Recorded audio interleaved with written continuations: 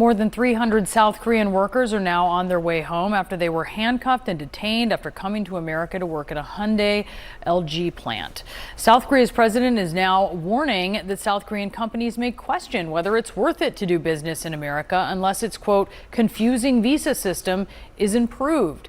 The South Korean president saying, quote, this issue could have a considerable impact on foreign direct investment in the U.S. We are urging the U.S. side to normalize the visa process. Many in South Korea were dismayed at the images of workers shackled and led onto buses after an ICE raid at the battery plant in Georgia. CNN's Gustavo Valdez is at the Atlanta airport for us. Gustavo, can you tell us what the status is of these workers right now? Well, Brianna, they're going home. We saw their charter flight depart shortly before noon. They arrived around 8 o'clock, 10 o'clock this morning after a 6-hour drive from South Georgia, where they had been detained for about a week. And we noticed a couple of differences from when other migrants from other countries are deported. For once, some of the workers waved at us from their windows as they approached the airport, which means they weren't shackled like other workers or other people who get sent out of the country. Also, the plane was hidden from the camera, so we don't know how they boarded the plane, but we know that U.S. immigration usually boards the people that they send out of the country in shackles. So we think that this was part of the negotiations in which the North Korean government wanted this not to be a deportation, but a voluntarily return. So maybe that is what was negotiated with the United States. This would allow them to come back in the future to work if needed. In fact, there are reports that President Trump wanted some of these workers to stay in trained workers, but that didn't happen. The South Korean government wanted everybody to go back as a group. Now, there are still dozens of workers who were detained that remain detained. I've been talking to some of them from Colombia who said that they haven't been told when they could be released, if they will be released.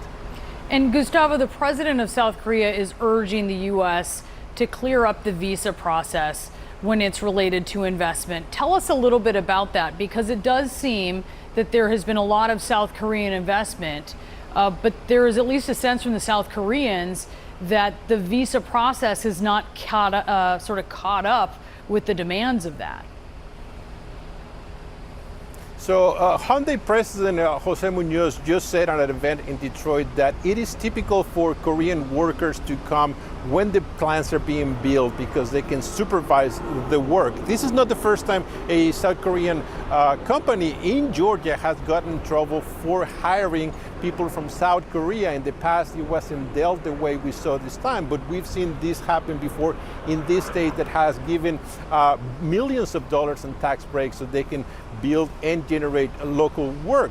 So perhaps some of the workers I've been talking to say that most of the workers in the plant were Koreans, that all the blueprints, all the instructions are in Korean, and typically they have to have a translator to help them do the work. And a lot of the work seems to be basic installation of air conditioning, electricity cables. Perhaps South Korea is also trying to protect their proprietary techniques, and that is part of this give and take on what visas are allowed for these workers. All right, really interesting. Gustavo Valdez, thank you so much for the report.